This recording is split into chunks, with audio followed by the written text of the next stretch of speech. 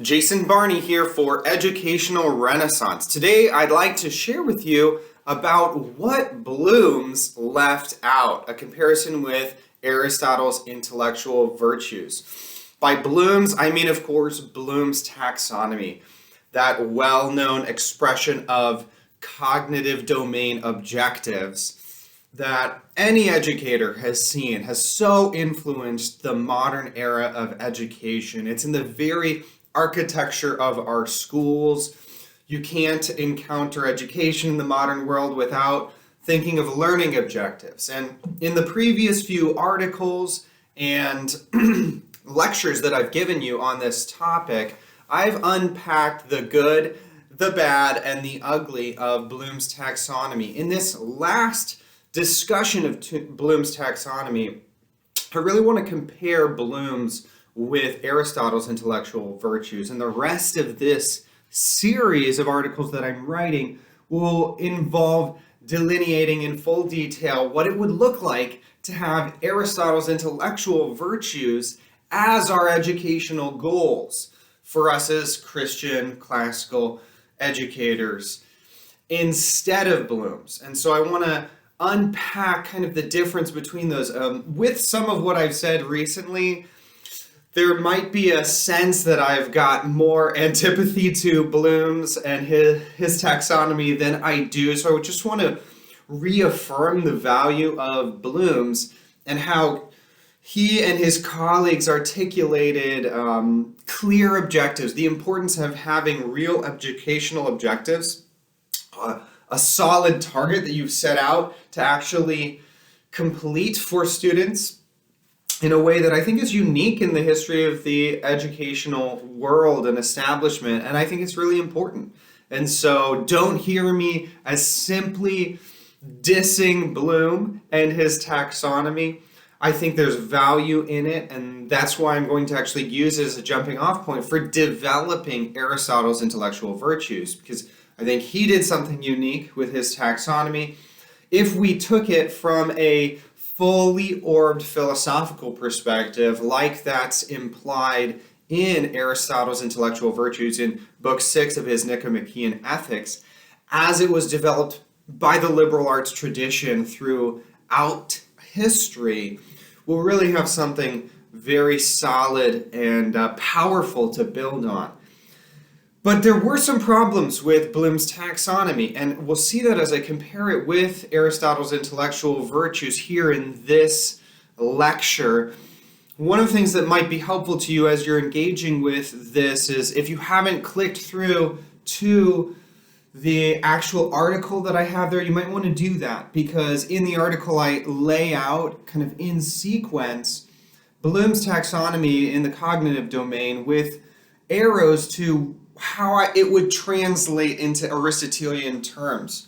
And so you'll want to look through for that. And then when I get into the second part of this talk, as I share with you about what Bloom's left out, you'll be able to see an image of an outline of Aristotle's intellectual virtues developed out with subheadings into an educational system that has things we might already know and love and places them under his intellectual virtues. So we'll go ahead and dive in. What did Bloom's leave out? And I think part of the issue, as I've explained, is that Bloom's taxonomy of the cognitive domain actually reduced the intellect and participates in this modern reduction of the intellect to particular things. And one of the benefits of Aristotle's intellectual virtues is that they are broader, more all-encompassing. They take into account things that we would miss in a kind of modern academic, overly focused academic environment. And I think that's partly because what Bloom was doing is abstracting intellectual skills or particular cognitive acts of the mind, and making those as if they were intellectual virtues, when the intellectual virtues are actually complex intellectual skills that might involve the body and the heart, if you will, but engage in the world in various ways. So I think that's one of the problems of Bloom's taxonomy. It's actually a reduction. He's left things out that should not have been left out. He's overly abstracted things and isolated intellectual skills. In a way, we could even say that he's focused on academics and sort of left the professions out, left out things like sports and fine and performing arts. Where's the place for those in Bloom's cognitive domain of educational objectives? Or should we be applying those as if they were all applicable in the same way to those sorts of spheres? So there are a lot of questions raised by Bloom's, and I definitely am not claiming that this is the one way to translate Bloom's or understand Bloom's within an Aristotelian framework, but I feel like as we jump into kind of more in-depth unpacking of Aristotle and his 5 intellectual virtues, as best I can understand them, one of the first and most important things we could do is start with Bloom's, because that's probably what's in our minds, what's in our language, and then start translating over to Aristotle. I think we'll see a whole shift in a way of thinking about intellectual virtues or excellences, intellectual development. And that's what I want to have go on for us. I do want to encourage you to check out what I've written about this below, because I'll be summarizing in a way here. Hopefully you find it helpful. So first, I will mention that another problem with Bloom's is that he puts together reasoning with language and reasoning with number, as if they were the same sorts of thing. I think that's ultimately confusing and not as helpful as it could be for educators like us. It's really a different thing to reason with numbers than with language. Different set of rules, and to call them by the same things does not help us have the full clarity. And I know Bloom's was after clarity. That was part of the point of his whole taxonomy. So I'm not blaming them for anything. I just think they didn't quite have the far-reaching philosophical vision that is implied in Aristotle's intellectual virtues. So we'll go ahead and dive in first with taking Bloom's taxonomy and translating it into Aristotelian terms.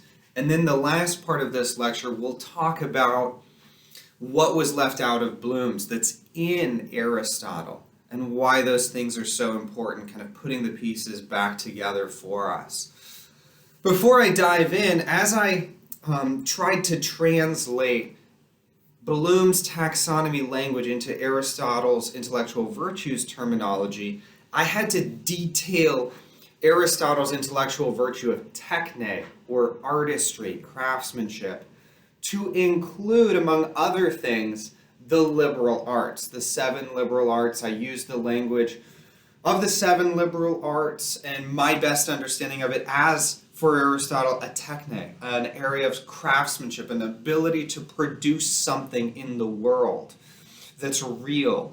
And of course, they are real productions of language and of mathematics, but I'm trying to interpret them as arts, as how Aristotle envisioned an art and its uniqueness, even if the liberal arts are specific cases of those. So I'm going to use the liberal arts terminology as well as Aristotle's 5 intellectual virtues. So with that preface, let's go ahead and dive in.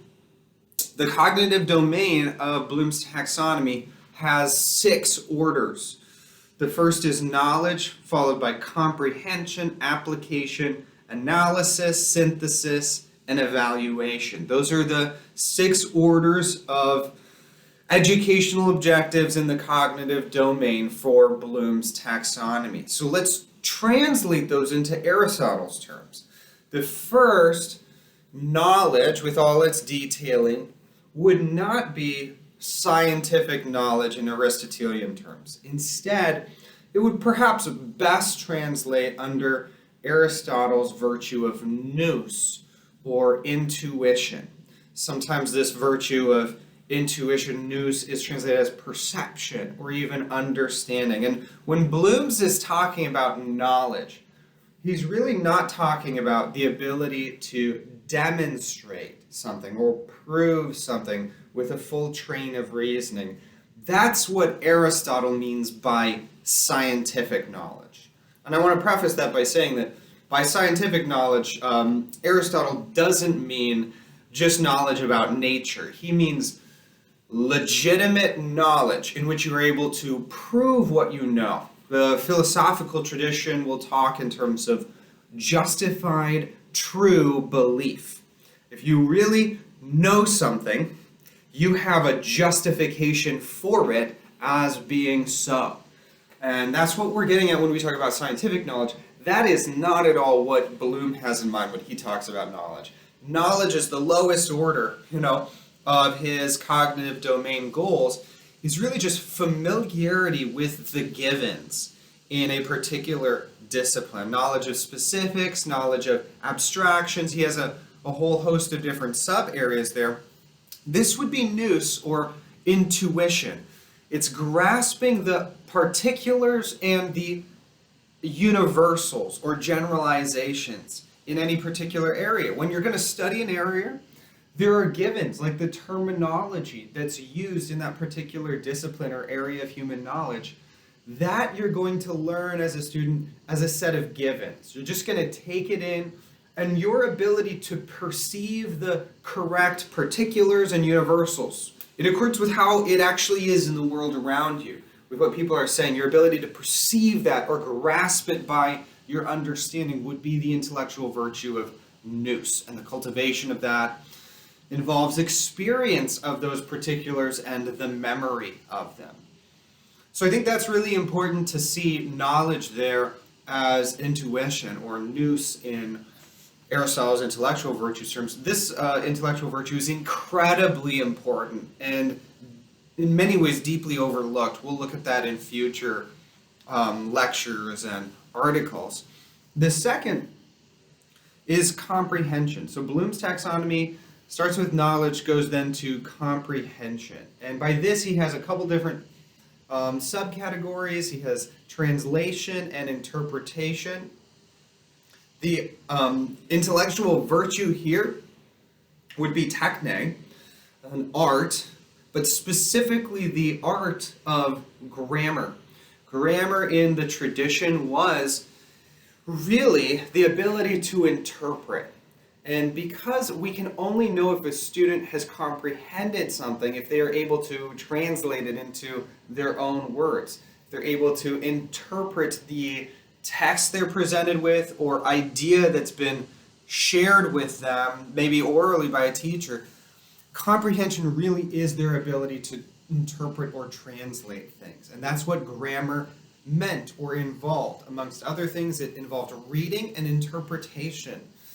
But as an art, it involved the production of something in the world. And this, in this case, the art of grammar is the production of an interpretation or a translation. That's the student's own. We want to cultivate our students' ability to comprehend, to interpret. There is also involved in comprehension the, if you will, grasping of mathematical ideas. And so the quadrivium would be involved here as well. And I just want to note that understanding things in quadrivium terms is different. The ability to calculate and engage with number intellectually, to read a graph, for instance, is very different and might involve what would be the liberal art of geometry if we limit ourselves to 7 liberal arts terms in quadrivium language. And again, these are just different things and involve different intellectual skills. So I think it's helpful to actually separate them out as the liberal arts tradition does. Third, we would get to the educational objective of application. This one's unique amongst Bloom's taxonomy because it's just listed without any subheadings, and there's a lot that we could make of what Bloom's means by application. What exactly does it mean when a student applies something? Well, it could mean quite a few different things. It could be the liberal arts of dialectic or rhetoric, where they're applying particular truths, either in discussion or in their own communication. It could be that they've taken ideas or abstractions and are applying them particular circumstances through that dialectic or rhetoric. So that's one option for what application could mean. It could also mean that we're taking general moral truths and applying them to particular situations. You could think, for instance, of when a student applies truths about how human beings interact and interrelate to their understanding or take on a particular event in history. And this would actually be the intellectual virtue of phronesis, or practical wisdom, the ability to judge with regard to human things, human goods, and know what is best for a person, for him or herself. So it could be application in their own lives of the truths that they've learned, the moral truths that they've gleaned from the curriculum in some way, that they would learn to act better with regard to themselves or to judge with regard to someone else. Or this intellectual virtue for Bloom's taxonomy of application could involve all techne, all crafts and forms of artistry in Aristotle's terms, because in a way, every craft or profession uses some abstractions and applies them to the concretes or particulars of a given situation. That's, for Aristotle, what it means for something to be an excellence of techne, is the ability to produce something in the world following a true course of reasoning. So you actually are able to interact with the world as it is, reason correctly as you create something new in the world. This is, in a way, an application of some general truth to a particular. Say it's creating a beautiful painting, or playing incredibly skillfully a game of soccer, where you interact with the world around. You're reasoning as you go, which way should I go, this way or that? Should I do this sort of trick to get beyond the defender and shoot toward the goal? Again, we could extrapolate here, but application could be so many things. It could be at least 3 or 4 different types of virtues for Aristotle. And I'll just pause to note that this is one of the problems of Bloom's taxonomy, is I don't think it's as clear as they intended it to be when we interact with the world as it is. And I think we can be clearer, actually, when we engage Aristotle's intellectual virtues, way of understanding the mind and how we as human beings interact with the world around us. So that's our third order in the cognitive domain. Fourth would be analysis, and we'll just throw the fifth, synthesis, in there and talk about the problem between these two. One, analysis is, in a way, to pick things apart. Synthesis is to put things together. And in terms of how our minds actually work, we do both of these things in rapid succession in almost any intellectual activity that we engage in. We're always analyzing bits of things and then forming them together into wholes. We're looking at wholes and picking them apart and then putting them back together. And so I think it's unhelpful to have these two sort of acts of the mind as if they were intellectual virtues in themselves. If I had to translate them into Aristotelian and liberal arts tradition terms, I'd probably say that analysis more worked with grammar and dialectic as particular liberal arts, liberal techne, the arts of a free person, these abilities, and particular quadrivium arts when mathematical data are involved in some way. Synthesis might more resonate with rhetoric and music, as rhetoric involves a sustained and extended composition where someone has drawn from various sources and ideas and put them together into a piece.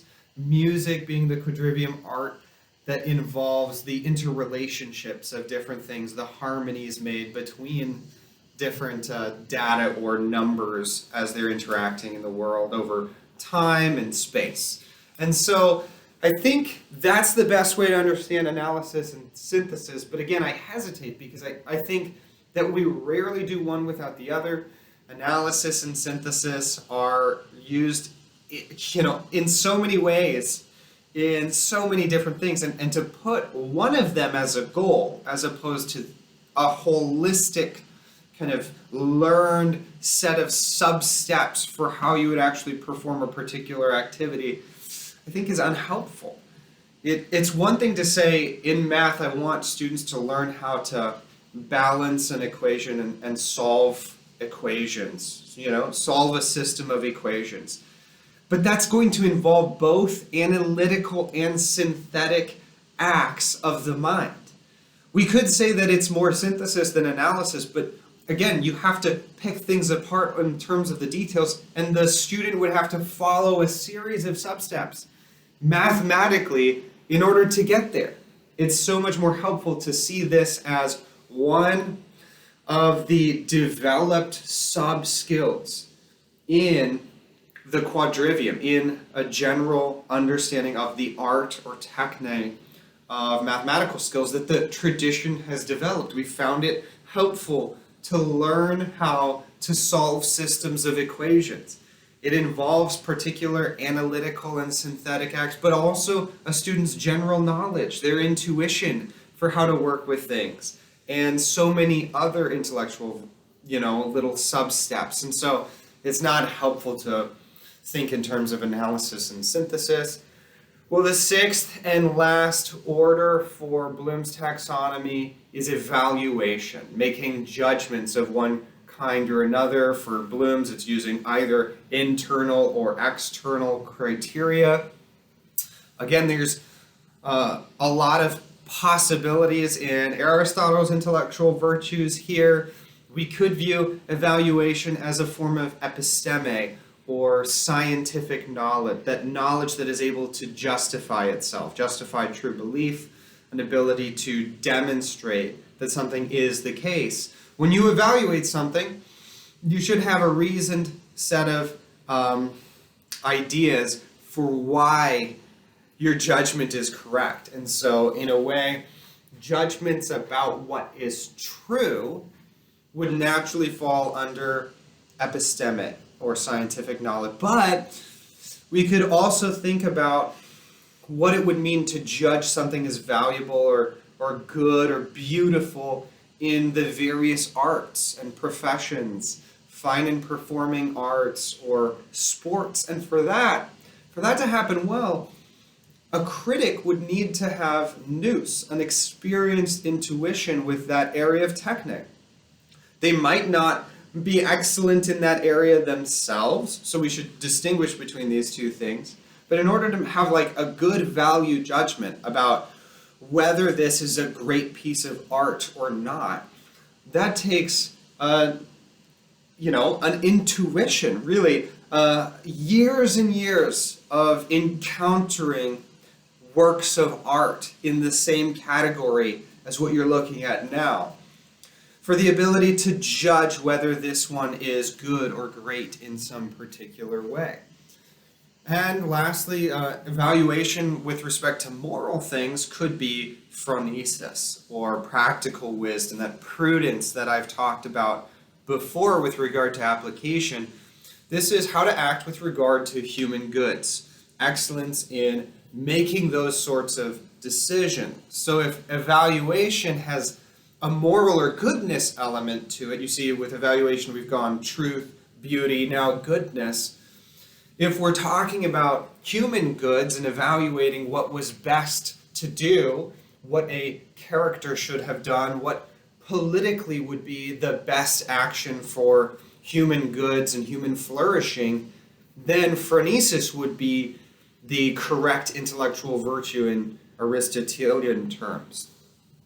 Again, my explanation here hopefully gives you a different vantage point from Aristotle on how to view all these areas. And part of the problem is that we can do evaluation again with regards to what is true, we can evaluate with regards to what is beautiful, and we can evaluate with regards to what is good. And those are different things. They require different things of us, head, heart, and hands, if you will. And so to call them by the same name is not ultimately helpful to the teacher, because it doesn't clarify for the teacher how you actually train that. Because you're going to train the evaluation that is scientific knowledge in an entirely different way then you're going to train someone to have an experienced intuition about what is beautiful or well done or well made. Completely different as well from how you would train someone to evaluate what is the right thing to do or good thing to do with regard to human flourishing. So these are separate areas and they need to be trained differently. And I hope you, as you're listening with me and going through this series, know that we're getting to the practical here. I need to lay a lot of groundwork, but this is going to have some huge implications for how you as a teacher actually do what you do. Because I think part of the problem is that because we have Bloom's taxonomy categories in our mind as teachers, because it's in the architecture, we have a lot of misunderstandings as to what we're actually trying to do at this particular moment. Even though I didn't go here in the article, I want to give you one practical example. If in your history class, for instance, you think that your main goal is to get knowledge into students, and you try and train them in scientific knowledge, if you will, you're going to miss perhaps the most important value of history as a subject from a classical perspective. And that is to train students in phronesis, or practical wisdom. How to act. What is the right way to act and live in the world with all the particulars of what it means to engage. So nous is going to be trained as well. But if you teach history as if your main goal was to give them scientific knowledge, as if they needed to be able to simply justify true beliefs about the past, you'll be missing the beating heart of history, which is actually supposed to affect who we are as human beings, how we act and engage in the world, the part that we play in the unfolding history of the present day. That's the heart of history for K through 12, I would argue. And so we'll get there and see other sorts of practical applications like that. I've got many in mind. But let me just close by sharing a few more big picture perspectives on what Aristotle's intellectual virtues would look like. And again, if you haven't clicked through to my article, you'll see near the bottom a picture of an outline of Aristotle's intellectual virtues detailed out with subheadings. I want to encourage you to go there. The big picture here is that Aristotle's intellectual virtues focus on the holistic formation of the human person. They have some categories and areas of intellectual virtue that are left out in Bloom's. We've reduced the intellect and excluded things that are incredibly valuable. You know, Clark and Jane in their book, The Liberal Arts Tradition, talk about how we should focus on the holistic formation of the human person, and that this is actually what Christian classical education is. Not just focusing on the mind or intellect alone, as Bloom's taxonomy does, as we are tempted to do in the kind of aftermath of Descartes in the modern world, is we've reduced the purview of education simply to the mind or academic skills. We've left out, for instance, the proper place of athletics or the trades, all the crafts and arts. And we particularly tend to think of those things as being more associated with the body. But I think one of the great insights of Aristotle and his intellectual virtues is to categorize all those things, fine and performing arts, sports, as techne, as crafts, and therefore as intellectual virtues. And you know, the fact of the matter is we have more reason in the modern world to understand skill and excellence in all these sorts of areas of production and the professions as intellectual virtues than ever before. And that's because of the recent findings of neuroscience. We know that elite performance, high-level skill, involves the firing of neural networks, the wrapping of myelin, this fatty substance, around these strings of neurons, so that they can fire together more efficiently and make that particular area of excellence possible. And again, when we're talking about Aristotle's intellectual virtues, we're talking about all areas of excellence. And so to neglect these areas as if they were just for some few who have special skill in them is, I think, a mistake. To think of these things as not truly intellectual is a mistake. They involve our minds and our brains as well as our whole human person, and they are intellectual virtues. So I think we need to restore, as Christian classical educators, these neglected virtues, the techne, and that would include the common arts and domestic arts, the professions as well. Second, and almost lastly, I would say that one of the major areas neglected by Bloom's taxonomy and modern education in general is phronesis, practical wisdom or prudence. Students are not given enough of a sense of themselves as actors in the world. The beating heart of morality has in many ways been cut out of education. And that's not just to affirm Lewis's idea that we need to, train students' hearts and have values being a part of early education. It's also the fact that there's a legitimate intellectual training involved in getting them to have practical wisdom. The wisdom for life that involves the ability to choose well with regard to human goods. Of course, for Aristotle, phronesis is connected to all the moral virtues, but phronesis is uniquely an intellectual virtue, reasoning well with discernment regarding what is good and right for human beings to do in all the particulars of individual situations is absolutely crucial and so important for education. In fact, for Christian educators, I would say that this wisdom in this sense is perhaps the most important intellectual virtue, goal of education. If we want students to go out in the world and live good lives, the good life, then they need wisdom. And if we just look to the biblical book of Proverbs, for instance, this wisdom from above for living well is, if you will, the goal.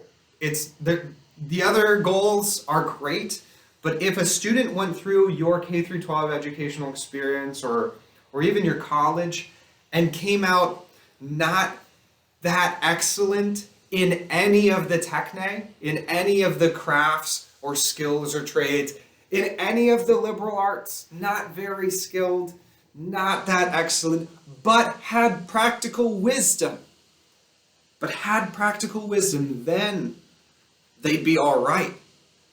The most important virtue, I would say, from a Christian perspective, if not also a classical perspective, is that we give students prudence.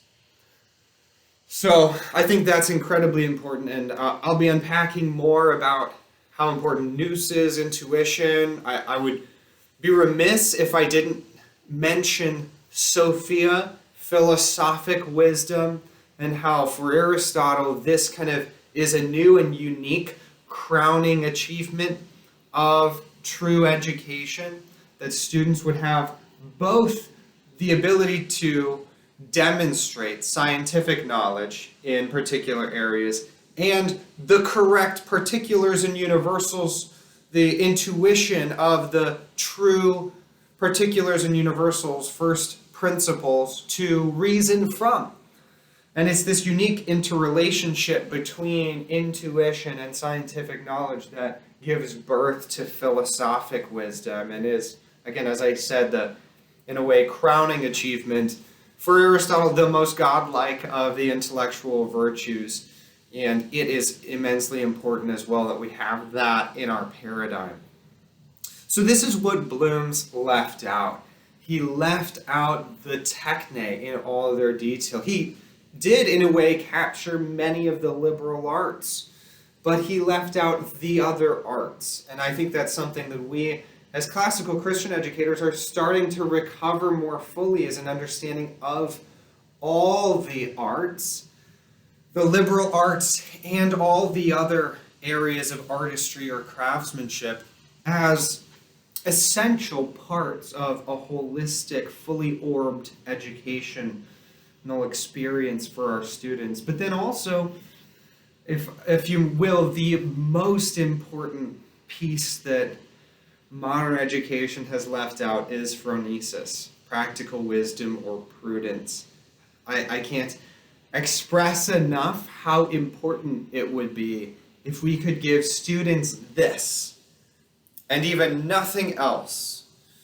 And of course, as Christians, we would want to put this aspect of wisdom, found that fully in Christ himself. That is where true wisdom is found. He is the fount of all human goods and blessing, and that is in Christ alone that we can find the fullness of that. So I would be remiss not to mention that. But this is what Bloom's left out in his knowledge, comprehension, application, analysis, synthesis, and evaluation. We've missed a few things. We've missed the big picture at times. And so I really look forward to unpacking in detail what it would look like to frame the educational objectives, the goals of your school or home education sphere as being these 5 intellectual virtues of Aristotle that I've mentioned. I think getting each one of them will be incredibly transformational for us in our minds. I think as I've engaged with Aristotle's intellectual virtues in the 6th book of his Nicomachean Ethics, it's been a mind shift for me to understand the human person in a different way, to think about how we actually think and engage with the world. And I just think that he's right on. And if we develop his 5 intellectual virtues, we'll be in such a better place in how we frame our schools, the objectives for individual courses, why we do PE and athletics, what it looks like to do fine and performing arts incredibly well, what's the role of professional training, internships and apprenticeships. All these things are coming out of this series here, and I'm excited to really unpack all those details and build something constructively with and for you regarding how Aristotle's intellectual virtues could reshape our understanding of education. Thanks, and have a great day.